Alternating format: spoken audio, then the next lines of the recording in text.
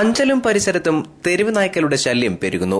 ഇതോടെ നിരത്തുകളിൽ കാൽനട യാത്രക്കാരും ഇരുചക്രവാഹന യാത്രക്കാരും ആശങ്കയിലാണ്.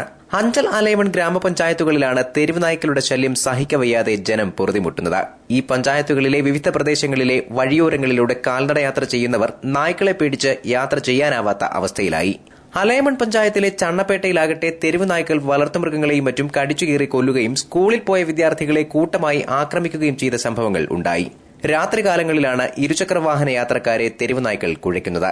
നായ്ക്കളുടെ ശല്യം കാരണം നിരവധി ബൈക്കുകൾ അപകടങ്ങളിൽപ്പെട്ടു. ശല്യം സഹിക്കവയ്യാതെ വന്നതോടെ ജനം പഞ്ചായത്ത് ഭരണാധികാരികളെ സമീപിച്ചു.